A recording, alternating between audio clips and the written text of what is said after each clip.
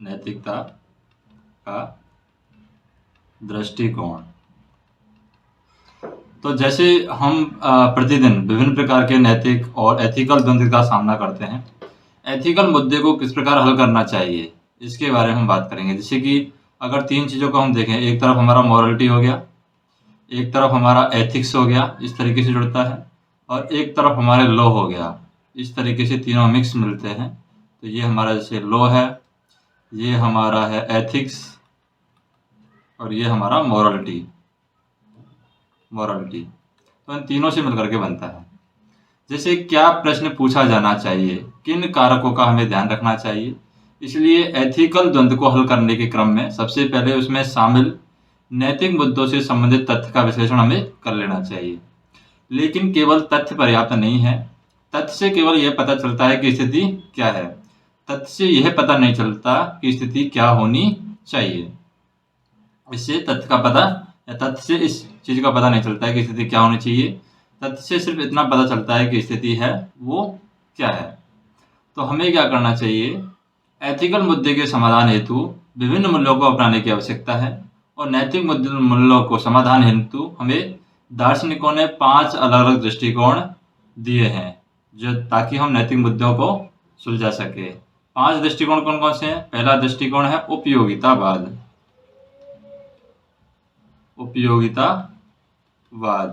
जो भी हम निर्णय ले रहे हैं वो कितना उपयोगी है। दूसरा है सही दृष्टिकोण, कितने हम सही हैं उसके बारे में है। तीसरा है न्याय दृष्टिकोण, न्याय के बारे में बात करता है, न्याय दृष्टिकोण। चौथा जो है वो है सार्वजनिक हित, यानी सभी का जो हित हो उसके लिए है सार्वजनिक हित, उससे रिलेटेड है। और पांचवा जो है वो है सद्गुण दृष्टिकोण। तो इन दृष्टिकोण की अलग अलग हम बात करें। जैसे हम बात करें उपयोगितावादी दृष्टिकोण की। उपयोगितावादी दृष्टिकोण जो है ये 19वीं शताब्दी में जेरेमी बेंथम और जॉन स्टुअर्ट मिल के द्वारा उपयोगितावाद की कल्पना की गई थी, ताकि विधि निर्माताओं को यह निर्धारित करने में मदद मिल सके कि कौन से कानून हैं नैतिक रूप से सर्वश्रेष्ठ होंगे। दोनों ने यह निष्कर्ष निकाला कि नैतिक क्रियाकलापों में बुराई से ज्यादा अच्छाई को महत्व मिलना चाहिए। तो उपयोगितावादी दृष्टिकोण का उपयोग करते हुए मुद्दे का मूल्यांकन करने का क्रम क्या है। किसी मुद्दे का अगर हम मूल्यांकन कर रहे हैं उपयोगितावादी दृष्टिकोण से, तो सबसे पहले हम देखेंगे, सबसे पहले जितने भी विकल्प हैं विभिन्न विकल्पों की हम पहचान करेंगे कि उस मुद्दे को सुलझाने के लिए कौन कौन से विकल्प हमारे पास में उपलब्ध है। उसके बाद में प्रत्येक विकल्प को अपनाने से होने वाले प्रभाव, लाभ और हानि की हम ध्यान देंगे कि कितना उस विकल्प को चुनने से लाभ होने वाला है, कितना उस विकल्प को चुनने से हानि होने वाली है, उस चीज के बारे में ध्यान देंगे। और तीसरे नंबर पर हम उस विकल्प का चुनाव करना चाहेंगे जिससे अधिकतम लोगों का अधिकतम लाभ हो। तो इसमें 3 धारणाएं यहाँ पर बताई गई हैं, तो तीनों का हम ध्यान रखेंगे। तो नैतिक क्रियाकलाप क्या है? नैतिक क्रियाकलाप वह है जिसमें अधिकतम लोगों को अधिकतम लाभ प्राप्त हो सके, वो हमारा उपयोगितावादी सिद्धांत हो जाएगा। दूसरा होता है सही दृष्टिकोण। सही दृष्टिकोण में क्या बताया गया, यानी राइट अप्रोच है। तो राइट अप्रोच का प्रतिपादन किसने किया है?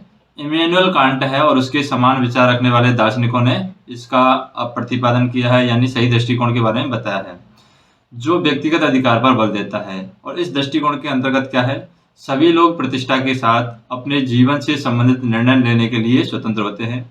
उन्हें विकल्प चुनने के लिए आधारभूत नैतिक अधिकार प्राप्त होते हैं।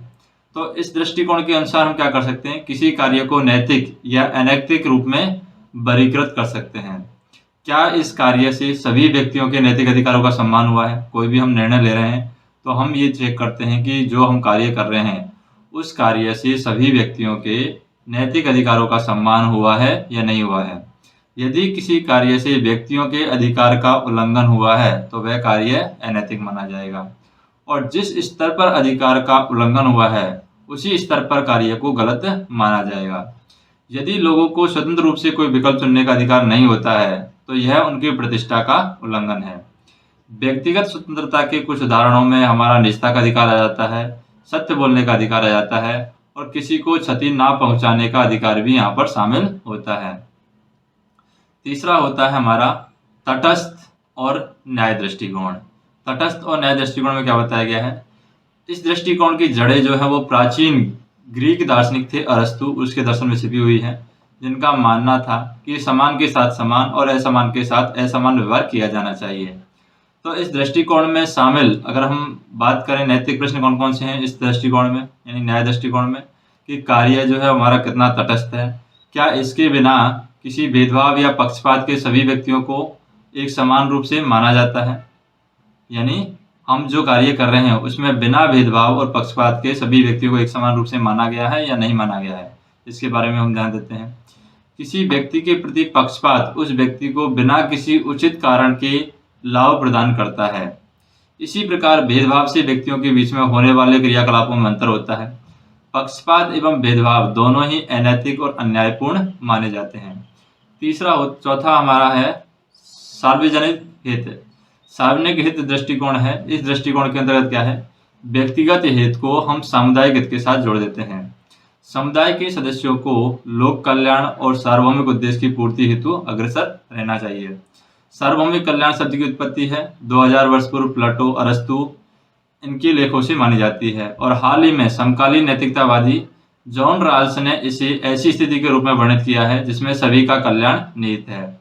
और इस दृष्टिकोण के अंतर्गत इस बात पर बल दिया जाता है कि सामाजिक नीतियां, सामाजिक व्यवस्थाएं और संस्थाएं इनसे क्या है, सभी को लाभ होना चाहिए।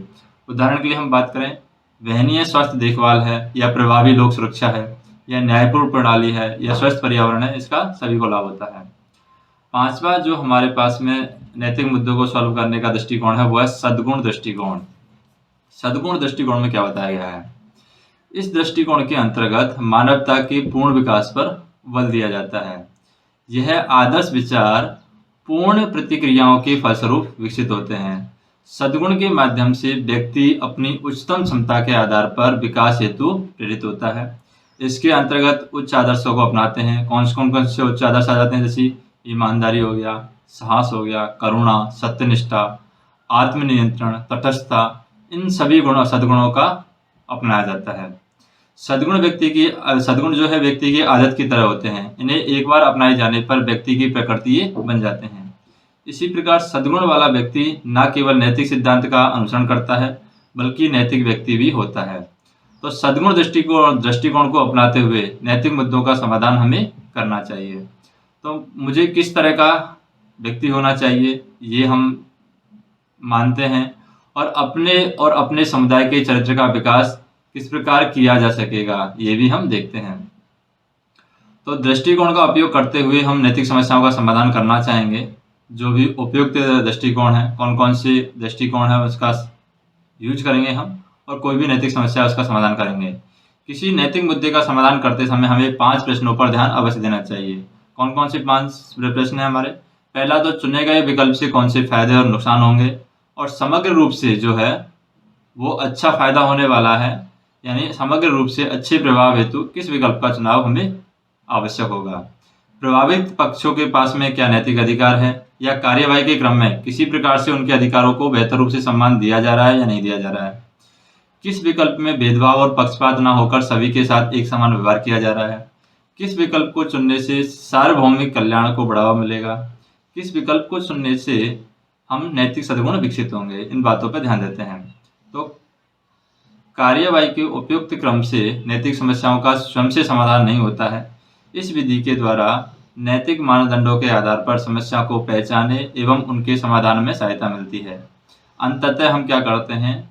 निर्णय निर्माण प्रक्रिया में नैतिक एवं तथ्यात्मक दोनों बिंदुओं पर सावधानी पूर्वक हमें ध्यान देना चाहिए। अब नैतिकता के प्रति जो चुनौतियां हैं वो कौन कौन सी हैं उनके बारे में बात करते हैं। नैतिकता के प्रति चुनौतियां, नैतिकता के प्रति चुनौतियां कौन कौन सी चुनौतियां हैं? तो विभिन्न क्षेत्रों में मूल्यों का टकराव होता है। इसी प्रकार से लोक सेवा के स्तर पर भी हम देख सकते हैं, वहाँ पर मूल्यों का टकराव होता है। तो उसमें कौन कौन से चैलेंजेज आते हैं? एक तो शासन का नवीन प्रणाली हो जाती है, बाजार आधारित सुधार होता है, राजनीतिकरण हो जाता है, विकेंद्रीकरण हो जाता है, HRM एवं रिक्रूटमेंट में परिवर्तन हो जाता है, सूचना एवं संचार प्रौद्योगिकी में, और लाल फीताशाही है। ये सभी चैलेंजेज हैं। नैतिकता की शाखाओं की अगर बात करें, शाखा कौन कौन सी है नैतिकता की, तो शाखाएं हैं यहाँ पर 4 हैं शाखाएं। तो 4 शाखाओं में सबसे पहले देते हैं मेटा एथिक्स। ये पहली शाखा है मेटा एथिक्स। मेटा एथिक्स में क्या बताया गया है, इस शाखा में नैतिक मूल्यों की प्रकृति के बारे में समझ विकसित की जाती है। जैसे नैतिक सिद्धांतों के पीछे सत्यता का मूल मिल सकता है। आदर्श नैतिकता शाखा में उन्नत सिद्धांतों की वैधता निर्धारित करती है। इसका वर्णन विचारकों ने नैतिक अवधारणाओं के अर्थों के अध्ययन एवं उत्पत्ति के रूप में किया कि हमें अर्थों का अध्ययन करना चाहिए, उसका उत्पत्ति कैसे हुआ वो मेटा एथिक्स में हम पढ़ते हैं। दूसरी होती है नॉर्मेटिव और प्रिस्क्रिप्टिव एथिक्स। नॉर्मेटिव और प्रिस्क्रिप्टिव एथिक्स होती है normative and prescriptive ethics. Prescriptive ethics, इसमें क्या बताया गया है, इसके माध्यम से नैतिक कार्यों के अध्ययन के साथ साथ सही और गलत का निर्धारण किया जाता है। इसे हम निर्धारक जो एथिक्स है वो भी कह सकते हैं। यह सबसे बड़ी शाखा मानी जाती है। इसके अंतर्गत व्यक्तियों को नैतिक निर्णय लेने में सहायता मिलती है। जैसे सुकरात, इसके जो उदाहरण हैं नॉर्मेटिव एथिक्स के, सुकरात और जॉन स्टुअर्ट जैसे दार्शनिक हैं वो इसी शाखा के थे। सुकरात और एक है यहाँ पर जॉन स्टुअर्ट, ये इसी जो ब्रांच है नॉर्मेटिव प्रिस्क्रिप्टिव एथिक्स इसी शाखा से संबंधित है। एक आता है तीसरा नंबर का, उसे हम बोलते हैं descriptive ethics. Descriptive ethics, descriptive ethics में क्या बताया गया है, कौहल वर्ग की नैतिक शिक्षा इस तरह की नैतिकता की व्याख्या करती है। इसमें एथिक्स के इतिहास और विकास का अध्ययन किया जाता है और यह शाखा अपने दृष्टिकोण में अधिक वैज्ञानिक है और ये इस बात पर ध्यान केंद्रित करती है कि मानव वास्तविक दुनिया में कैसे काम करता है, बजाय इसके कि उन्हें सैद्धांतिक रूप से किस प्रकार काम करना चाहिए। तो ये वास्तविकता के बारे में बताती है। एक होती है एप्लाइड एथिक्स। एप्लाइड एथिक्स यानी प्रायोगिक एथिक्स हम बोल सकते हैं एप्लाइड एथिक्स को। एप्लाइड एथिक्स है, इसके अंतर्गत क्या है, नैतिक मुद्दों के अनुप्रयोग का मूल्यांकन किया जाता है। यह रोजमर्रा की जिंदगी में नैतिकता के बारे में दार्शनिकों के सिद्धांत को लागू करने का ये अध्ययन है कि किस तरीके से दार्शनिक अपने सिद्धांत को लागू करते हैं। यह व्यवहारिक समस्याओं के लिए नैतिक ज्ञान के अनुप्रयोग का उपयोग करता है और मानव जीवन के विभिन्न क्षेत्रों में नैतिक रूप से सही क्रियाकलाप की पहचान करने के लिए दार्शनिक तरीकों का यहाँ पर इस्तेमाल किया जाता है। अब बात करते हैं हम, एक नैतिकता है हमारा परिणामवाद नैतिकता, यानी परिणाम के आधार पर वो डिपेंड करती है, तो उसे हम बोलते हैं परिणामवाद नैतिकता। परिणामवाद नैतिकता, परिणामवाद नैतिकता कहती है परिणाम आधारित नैतिकता है और यह नैतिक द्वंद्व की स्थिति में निर्देश प्रदान करती है। यह दो सिद्धांतों पर आधारित होती है। केवल क्रियाकलाप के परिणाम के आधार पर यह निर्धारित करना कि क्रियाकलाप सही है या गलत है, तो वो हम सिर्फ क्रियाकलाप के परिणाम के आधार पर ही निर्धारित करते हैं और जिस कार्य से अधिक कल्याण सुनिश्चित हो उसे कार्य को हम अच्छा मानते हैं। तो परिणामवाद के विभिन्न रूप हो सकते हैं। जैसे उपयोगितावाद से क्या होता है, उपयोगितावाद से अधिकतम लोगों के लिए अधिकतम कल्याण हो सकता है। हीडोनिज्म के अनुसार क्या है, हीडोनिज्म के अनुसार लोगों को अधिकतम सुख करना चाहिए और लोगों को अपनी पूरी तरीके से सूचित एवं तर्कसंगत वरीयता की संतुष्टि को अधिकतम करना चाहिए, वो भी हम देखते हैं। अब नैतिकता के प्रकार क्या हैं और उनके आयाम क्या हैं, यानी कि डायमेंशन क्या है नैतिकता की और उसके आयाम क्या हैं। जैसे प्रकार की बात करें, नैतिकता के प्रकार, नैतिकता के प्रकार और आयाम, यानी हम कह सकते हैं dimension and types of ethics. तो नैतिकता है अपनी उसकी प्रकृति और अनुप्रयोग के क्षेत्र पर हम उसको अलग अलग श्रेणियों में बांट सकते हैं। जैसे हमारे पास में प्रकृति के आधार पर हम देखें, प्रकृति के आधार पर कौन कौन सी नैतिकता होती है। प्रकृति के आधार पर दो प्रकार की नैतिकता होती है, एक तो होती है डेंटोलॉजिकल और एक होती है टेलियोलॉजिकल। दो तरह की नैतिकता होती है। डेंटोलॉजिकल क्या है, इसमें साध्य और साधन दोनों ही महत्वपूर्ण होते हैं और टेलियोलॉजिकल क्या है, इसमें साध्य महत्वपूर्ण होता है, साधन महत्वपूर्ण नहीं होता है। तो इसमें हम कह सकते हैं साध्य और साधन दोनों रहते हैं और इसमें टेलियोलॉजिकल में सिर्फ साध्य महत्वपूर्ण रहता है, साधन महत्वपूर्ण नहीं रहता है। तो अनुप्रयोग के क्षेत्र पर हम देख सकते हैं, यानी प्रायोगिक आयाम हम देख सकते हैं। अनुप्रयोग के क्षेत्र पर आधारित कौन कौन सी नैतिकता के डायमेंशन हैं। अनुप्रयोग के क्षेत्र पर आधारित कौन कौन सी हैं। क्षेत्र पर आधारित, अनुप्रयोग के क्षेत्र पर आधारित पहले आ जाती है व्यक्तिगत। व्यक्तिगत में क्या बताया गया, व्यक्तिगत नैतिकता है या क्षेत्र है, उसमें आ जाता है करुणा हो गया, सत्यनिष्ठा हो गया, दान देना हो गया। दूसरी आ जाती है सामाजिक नैतिकता। सामाजिक नैतिकता है, उसमें क्या बताया गया है कि कमजोर समुदाय का सम्मान करना है, सामाजिक सेवा करना है और सामाजिक उत्तरदायित्व भी समझना चाहिए। तीसरी आ जाती है प्रशासनिक नैतिकता। प्रशासनिक नैतिकता में क्या बताया गया है, ईमानदारी, सत्यनिष्ठा, पारदर्शिता, अभिवृत्ति जिसे एप्टीट्यूड भी बोलते हैं, अभिक्षमता। और चौथी आ जाती है हमारी मीडिया की नैतिकता। मीडिया में भी नैतिकता होनी चाहिए, मीडिया की नैतिकता। पांचवी जो नैतिकता है वो आ जाती है हमारी पत्रकारिता की नैतिकता। छठवें नंबर की नैतिकता आ जाती है व्यावसायिक और ट्रस्टशिप नैतिकता, जो व्यवसाय के लिए चाहिए, व्यावसायिक और हम कह सकते हैं ट्रस्टशिप नैतिकता। फिर है एक आती है बिजनेस नैतिकता आ जाती है, बिजनेस नैतिकता। एक नैतिकता आ जाती है जैव नैतिकता। और एक नैतिकता है उसको हम बोलते हैं पर्यावरण नैतिकता, यानी पर्यावरण के प्रति भी हमें नैतिक व्यवहार करना चाहिए। पर्यावरण नैतिकता में जैसे सतत विकास, संरक्षण, संसाधन दक्षता, ये सभी आ जाता है।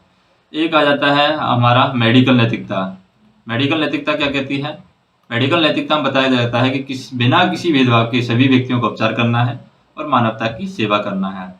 एक आ जाता है प्रोफेशनल नैतिकता में क्या बताया गया है, प्रोफेशनल नैतिकता में बताया गया है कि व्यवसाय नैतिकता, कॉर्पोरेट गवर्नेंस, महिलाओं के लिए सुरक्षित कार्यस्थल हो और संगठन में समान अवसर दिए जाने चाहिए। अब जो हमने देखा था डेंटोलॉजिकल नैतिक, उसमें किस तरीके का उदाहरण होते हैं उनकी हम बात करते हैं। डेंटोलॉजिकल एथिक्स, तो डेंटोलॉजिकल एथिक्स में साध्य और साधन दोनों महत्वपूर्ण होते हैं। इसकी उत्पत्ति है वो किससे हुई है, डीओंट से इसकी उत्पत्ति हुई है। और इसका अर्थ क्या होता है, डीओंट का अर्थ होता है कर्तव्य। और इसके अंतर्गत हम कह सकते हैं साध्य की प्राप्ति हेतु अपनाया गया साधन या उपकरण भी महत्वपूर्ण होता है। तो साध्य और साधन दोनों ही इसमें पवित्र माने जाते हैं डेंटोलॉजिकल एथिक्स में। जैसे इसके अगर हम बात करें उदाहरण की, तो गांधी जी इसी विचारधारा के थे। गांधी जी हो गया, विवेकानंद जी, कांट, नेहरू जी, ये सभी विचारक हैं, इसी श्रेणी के अंदर आते थे डेंटोलॉजिकल एथिक्स के अंदर। गांधी जी के द्वारा क्या है, गांधी जी के अगर हम देखें उदाहरण, जैसे कि असहयोग आंदोलन को वापस लिया था, तो ये डेंटोलॉजिकल नैतिकता का उदाहरण है। चोरा चोरी घटना के बाद में आंदोलन के अधिक हिंसक हो जाने के कारण इसे वापस ले लिया गया। तो गांधी जी हमेशा से अहिंसा में विश्वास रखते थे, तो अहिंसा के द्वारा उनका आंदोलन चलना चाहिए था उनका। तो यहाँ पर अहिंसा जो है वो उसका साधन है और साध्य था कि आज़ादी। तो दोनों ही यहाँ पर महत्वपूर्ण है। अगर एक चीज़ यहाँ पर टूटी है, अहिंसा बढ़ गई है, यानी कि जो साधन है वो बढ़ गया है, तो साध्य को भी गांधी जी छोड़ देते हैं। तो यहाँ पर दोनों ही महत्वपूर्ण होते हैं। फिर है टेलियोलॉजिकल एथिक्स में हम देखें, टेलियोलॉजिकल एथिक्स में क्या बताया गया है, टेलोस से इसकी उत्पत्ति हुई है। टेलोस का मतलब क्या होता है, साध्य होता है, यानी साध्य इसमें महत्वपूर्ण होता है। तो इस दर्शन के अनुसार हम देखते हैं यदि परिणाम अच्छा है तो उसकी प्राप्ति में अपनाया गया जो तरीका है वो भी अच्छा माना जाएगा।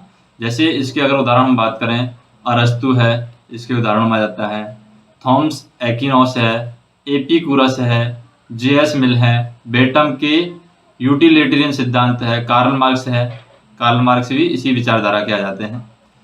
तो ये सब विचारक हैं, ये साधन से अधिक महत्वपूर्ण साध्य को मानते हैं। जैसे कि एक लुटेरा था रॉबिन हुड क्या करता था, रॉबिन हुड भोजन को लूट करके गरीबों को वितरण करता था।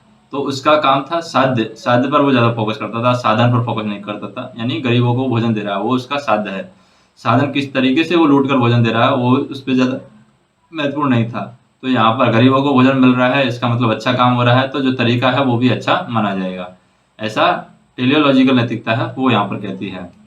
अब आ जाता है हमारा पर्यावरण नैतिकता। पर्यावरण नैतिकता में क्या बताया गया है? पर्यावरण नैतिकता। पर्यावरण नैतिकता में प्राचीन काल से हम देखते हैं भारत का प्रकृति से अधिक जुड़ाव रहा है। हम पौधे और जानवरों का सम्मान करते हैं, लेकिन औद्योगिक क्रांति और एलपीजी के आने के पश्चात में भारत, अमेरिका, चीन और यूरोपीय संघ जैसे प्रदूषक क्लब में भी शामिल हो गया है।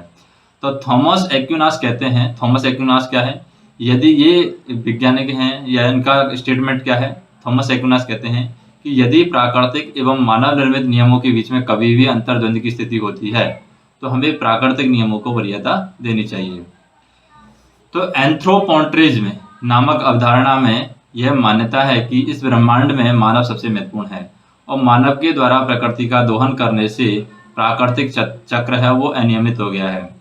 तो हम छठे व्यापक विलोपन की ओर बढ़ रहे हैं। भारत पर्यावरण संरक्षण की दिशा में विभिन्न कदम उठा रहा है, जैसे पर्यावरण संरक्षण अधिनियम, वन्यजीव संरक्षण अधिनियम, राष्ट्रीय हरित प्राधिकरण की स्थापना, प्रोजेक्ट टाइगर, प्रोजेक्ट एलिफेंट की शुरुआत, जेडएसआई की रेड डेटा बुक। इनके साथ साथ समय समय पर पर्यावरण से संबंधित मुद्दों में न्यायपालिका भी हस्तक्षेप करती है, जैसे कि उत्तराखंड उच्च न्यायालय ने गंगा नदी को एक जीवित इकाई का दर्जा दिया है और इसे मानव के समान अधिकार प्राप्त है। तो जो गंगा नदी है हमारी, उसको मानव के समान अधिकार प्राप्त है। तो वैश्विक स्तर पर इस दिशा में उठाए जा रहे विभिन्न कदमों में भारत के द्वारा नवीकरणीय ऊर्जा की दिशा में किया जा रहा जो प्रयास है, फ्राइडे फॉर फ्यूचर यानी 2050 तक यूरोपीय संघ के द्वारा क्या है, शून्य कार्बन उत्सर्जन की प्रतिबद्धता है। इसलिए सतत विकास एवं पर्यावरण न्याय इस दिशा का अगला कदम माना जाएगा। अब पर्यावरण नैतिकता के प्रति दृष्टिकोण क्या होना चाहिए? पर्यावरण नैतिकता से संबंधित नैतिक समस्या को हल करने के लिए हमें एक उदार, संरचनात्मक और पारिस्थितिक दृष्टिकोण को अपनाना आवश्यक है। इसका अर्थ है कि हमें अन्य प्रजातियों का संरक्षण करते हुए विकास को बढ़ावा देना चाहिए। पारिस्थितिक संतुलन को नुकसान हमें नहीं पहुंचाना चाहिए। आर्थिक विकास और पर्यावरण संरक्षण, एक तरफ आर्थिक विकास है, एक तरफ पर्यावरण संरक्षण है, तो हमें किसको प्राथमिकता देनी चाहिए? हालांकि आर्थिक मूल्यों से समग्र रूप से समृद्धि और विकास को बढ़ावा मिलता है, लेकिन मूल प्रश्न ये है कि हमें केवल आर्थिक विकास तक सीमित रहना नहीं चाहिए, हमें फिर सतत विकास की ओर बढ़ना चाहिए। भारत जैसे देश के लिए समृद्धि महत्वपूर्ण है, लेकिन सतत विकास के बिना यह समृद्धि कभी भी समावेशी नहीं हो सकती। नैतिक एवं सामाजिक मूल्यों को महत्व प्रदान करने के साथ साथ आर्थिक मूल्यों को भी हमें महत्व देना चाहिए। पूंजीवाद बुरा नहीं है, लेकिन कभी भी क्रॉनिक कैपिटलिज्म को देश पर राज नहीं कर देना चाहिए। अब जैसे हम बात करें दो चीज़ों की, एक तरफ है समृद्धि, एक तरफ है सतत विकास। तो समृद्धि क्या चीज़ है और सतत विकास क्या चीज़ है? एक तरफ है समृद्धि, एक तरफ है सतत विकास। तो समृद्धि जो है वो मूल तटस्थ है, जो सतत विकास है वो मूल केंद्रित है। समृद्धि जो है वो मात्रात्मक है, जबकि सतत विकास जो है वो गुणात्मक माना जाता है। समृद्धि जो है सकारात्मक या नकारात्मक हो सकती है, जबकि सतत विकास है वो हमेशा सकारात्मक होता है। समृद्धि जो है सामाजिक अभिवृद्धि और व्यवहार की भूमिका इसमें न्यूनतम होती है समृद्धि के अंदर, लेकिन सतत विकास के अंदर सामाजिक व्यवहार की भूमिका है वो महत्वपूर्ण होती है। समृद्धि में हम देखते हैं उदाहरण के लिए जैसे कि जीडीपी, समृद्धि और भारत की प्रति व्यक्ति आय में वृद्धि है, जबकि सतत विकास है 2022 तक खुले में शौच से मुक्त बनना, ये सस्टेनेबल डेवलपमेंट है भारत का। स्वच्छ भारत अभियान की सफलता है, ये सस्टेनेबल डेवलपमेंट में आता है। तो जब भी हम बात करते हैं पर्यावरण नैतिकता की, तो पर्यावरण नैतिकता बनती कैसे है? पर्यावरण नैतिकता में हमें उदार होना चाहिए, उदार के साथ साथ हमें परिस्थिति संतुलन का भी पालन करना चाहिए। परिस्थिति संतुलन, इसका भी हमें पालन करना चाहिए और उसके साथ में पर्यावरण का हमें संरक्षण करना चाहिए। तब जाकर के हमारी पर्यावरण नैतिकता की जो शर्तें हैं वो हमारी पूरी होती हैं। अब आता है मेडिकल नैतिकता क्या होती है, या मेडिकल नैतिकता में क्या बताया गया है। मेडिकल नैतिकता तो मेडिकल नैतिकता पालन करने के लिए या पालन किए जाने वाले सिद्धांत क्या है? स्वायत्तता हो गया, लाभ, दान, दया और चैरिटी के कार्य हो गए, गोपनीयता होगी, किसी को नुकसान नहीं पहुंचाना, समानता, न्याय, प्रतिष्ठा, सेवा के प्रति समर्पण। जैसे कि 2019 में हम देखें पद्मश्री पुरस्कार विजेता थे कौन? डॉक्टर रविंद्र और उनकी पत्नी डॉक्टर स्मिता। इन्होंने अपना पूरा जीवन ऐसे ग्रामीण लोगों की सेवा में समर्पित कर दिया जिनके पास चिकित्सा सुविधाएं और उचित बुनियादी ढांचा तक पहुंच नहीं थी। न्यूनतम उपकरणों के साथ उन्होंने बुनियादी सर्जरी सीखी थी। एक आता है मेडिकल नैतिकता के बाद में जैव नैतिकता आता है हमारा। जैव नैतिकता में क्या बताया गया है, या जैव नैतिकता का पालन हम किस तरीके से कर सकते हैं। जैव नैतिकता है स्वास्थ्य से संबंधित जीवन विज्ञान या जीव विज्ञान के अनुप्रयोगों परिणामों से संबंधित है। जैव नैतिकता के घटक कौन कौन से हैं? जैसे कि अनुवांशिकी हो गया, जैव नैतिकता का घटक है। वर्तमान में बीमारी की रोकथाम, निदान, उपचार और प्रजनन संबंधी निर्णय लेने के लिए अनुवांशिकी से संबंधित चिकित्सा पर अधिक बल दिया जा रहा है।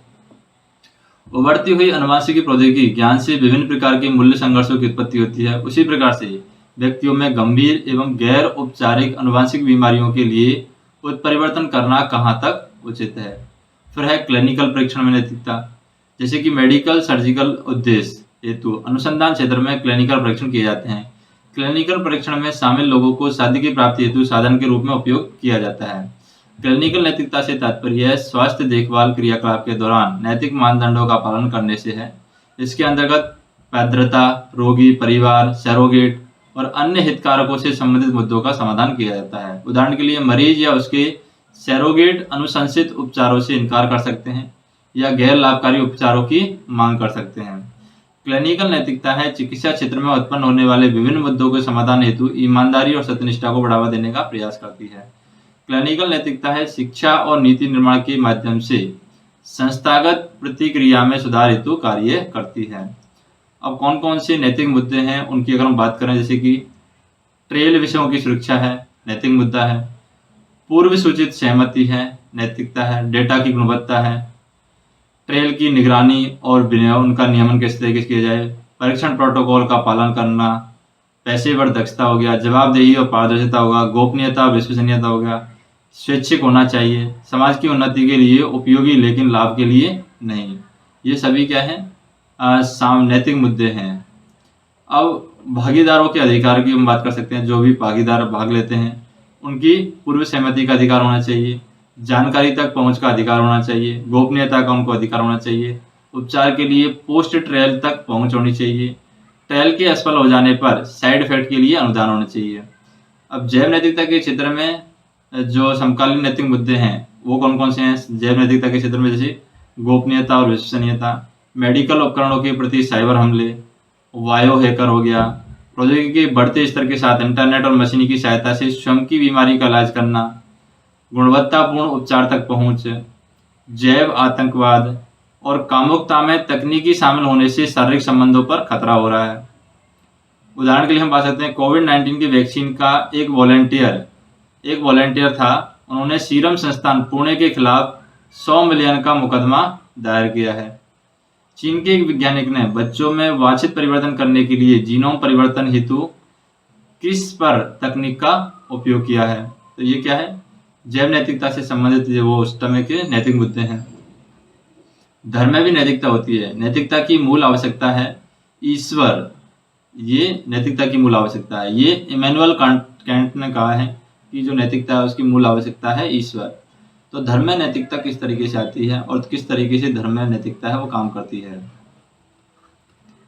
धर्म में नैतिकता किस तरीके से काम करती है? तो नैतिकता है प्रत्येक धर्म का भाग है, लेकिन क्या कोई व्यक्ति बिना धर्म के नैतिक हो सकता है? यह लंबी चर्चा का विषय है। नैतिकता का केंद्रीय बिंदु अच्छा जीवन है। ग्रीक लोग इसे खुशी के रूप में संदर्भित करते थे। प्राचीन ग्रीक लोग सद्गुण एवं सकारात्मक दृष्टिकोण को खुशी के लिए आवश्यक मानते थे। सर्वोच्च अर्थ में सद्गुण न केवल व्यक्ति में अच्छी आदतें जैसे कि साहस और संयम की विकसित करेगा, बल्कि इससे बंधुत्व, न्याय, बौद्धिक गुण भी विकसित होंगे। सत्यनिष्ठा से व्यक्ति में सद्गुण का पता चलता है। यदि नैतिक निर्णय लेने में धर्म की भूमिका है तो उस भूमिका को कैसा होना चाहिए? अधिकांश लोग अपने धर्म से परे जाकर के स्वतंत्र रूप से नैतिक निर्णय लेने में सक्षम नहीं होते हैं। इसके साथ साथ हमारे समाज में विभिन्न आधारभूत नैतिक मानदंड धार्मिक विचारधाराओं से प्रत्यक्ष रूप से संबंधित होते हैं, जैसे कि ज़्यादातर लोग इस बात से सहमत हैं कि हत्या और व्यभिचार जैसी घटनाएं हमेशा गलत होती हैं, चाहे परिस्थिति कैसी भी हो। वैश्विक स्तर पर अधिकांश प्रमुख धर्म इस विचार का प्रतिनिधित्व करते हैं। कुछ कैथोलिक देश में गर्भपात करना गैरकानूनी है।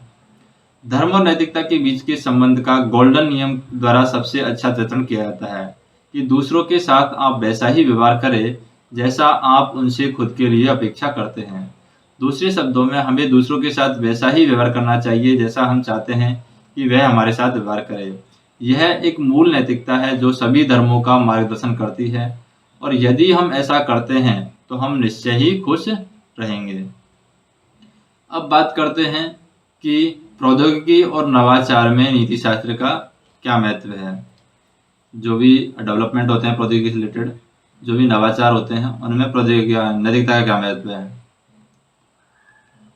प्रौद्योगिकी एवं नवाचार, उसमें नैतिकता का क्या महत्व है, नैतिकता किस तरीके से काम करती है, नैतिकता का महत्व क्या है। तो प्रौद्योगिकी में प्रकृति के कारण, जो भी प्रौद्योगिकी है, प्रौद्योगिकी में प्रगति के कारण प्रौद्योगिकी और नवाचार में नीति शास्त्र का अध्ययन करना महत्वपूर्ण हो जाता है। स्वचालन, डेटा प्रबंधन हो गया, कृत्रिम बुद्धिमत्ता, जीन एडिटिंग आदि जैसी बढ़ते नवाचारों से नैतिकता को बनाए रखना काफ़ी मुश्किल हो गया है। जैसे यहाँ पर हम बात करें, हाल ही में कुछ घटनाएं घटी हुई हैं, कुछ घटनाएं यहाँ प्रौद्योगिकी का दुरुपयोग किया गया है। जैसे कि कैम्ब्रिज एनालिटिका में क्या किया गया है, मतदाताओं के सोशल मीडिया प्रोफाइल को उनके मतदान संबंधित व्यवहार का पता लगाने के लिए प्रयोग किया गया है। प्रौद्योगिकी से जुड़ी दिग्गज कंपनियां गूगल और फेसबुक के द्वारा द्वेषपूर्ण भाषण का प्रसार किया जाता है। स्वचालन और कृत्रिम बुद्धिमत्ता भविष्य में मनुष्यों को नियंत्रित करने में सक्षम है, और जीन संपादन तकनीकें हैं, ये सभी क्या है, नैतिकता के बारे में बताती है। यानी नैतिकता यहाँ पर होनी चाहिए तकनीकी में। कृत्रिम बुद्धिमत्ता में नैतिक शास्त्र का क्या महत्व है। जो कृत्रिम बुद्धिमत्ता होती है, आर्टिफिशियल इंटेलिजेंस, कृत्रिम बुद्धिमत्ता, इसमें नैतिकता का क्या महत्व है, यानी यहाँ पर क्यों नैतिकता की हमें आवश्यकता होती है, नैतिकता का महत्व। तो मानव के पास नैतिक सूचक कंपास होता है। यह हमारे ज्ञान प्राप्त करने और अपनी समझ को विकसित करने की मानसिक प्रक्रिया से संबंधित होता है, जो गलतियों में से सच्चाई का आभास कराता है। जब आप अन्याय का सामना करते हैं तो आपका मस्तिष्क उस अन्याय को गलत बताता है। आपके नैतिक कंपास के मानक मुख्य रूप से आपके परिवेश पर्यावरण पर निर्भर करते हैं। यह नैतिक कंपास और पर्यावरणीय है जिसके आधार पर कंपनियां अपनी नैतिकता का निर्माण करती है, और यह तय करने के लिए कि क्या सही है क्या गलत है। आर्टिफिशियल जो इंटेलिजेंस है, एक तकनीक है जो सार्वजनिक मूल्यों, मानव अधिकारों और सार्वजनिक निर्णय लेने की प्रभावित कर सकती हैं, और इसलिए यहाँ नैतिकता की आवश्यकता होती है। उसी तरीके से जैसे माता पिता एक बच्चे को परवरिश करते हैं, कंपनियां को भी अपने एआई यानी आर्टिफिशियल इंटेलिजेंस प्रणाली को सीखने, संवाद करने, निष्पक्ष निर्णय लेने और मानदंड और नियमों का पालन करने हेतु तैयार करना चाहिए। कृत्रिम बुद्धिमत्ता एक विशाल क्षेत्र है। आज दुनिया भर में विकसित होने वाले अधिकांश AI code artificial narrow intelligence के तहत आते हैं। इसमें वास्तविक दुनिया से एकत्र किया गया डेटा पूर्वाग्रह से मुक्त होना चाहिए। जैसे कि लैंगिक पक्षपात, जब आप एक सर्च इंजन पर डॉक्टर शब्द की खोज करते हैं तो डॉक्टर के चित्रों के परिणाम ज्यादातर पुरुष के रूप में सामने आते हैं, जबकि नर्स के लिए अधिकांश परिणाम महिला के रूप में आते हैं। यह खोज परिणामों में निहित पक्षपात को दर्शाता है। चेहरे की पहचान करने वाला आर्टिफिशियल इंटेलिजेंस मॉडल किसी व्यक्ति को गलती से अपराधी के रूप में पहचान लेता है। इससे उस व्यक्ति की प्रतिष्ठा को ठेस पहुंचेगी और उस व्यक्ति के खिलाफ झूठे आपराधिक आरोप भी लगाए जाएंगे। तो नैतिक कृत्रिम बुद्धिमत्ता के जो संबंध हैं, जैसे कि फेयरनेस किस तरीके से होनी चाहिए, यानी lack of favouritism for one side of another. एक होता है एक्सप्लेनेबिलिटी यानी to explain present in the understand term. फिर है privacy ensure secure use of personal data and zero intrusion. एक होता है रोबोटनेस होता है perform without failure under the range of condition.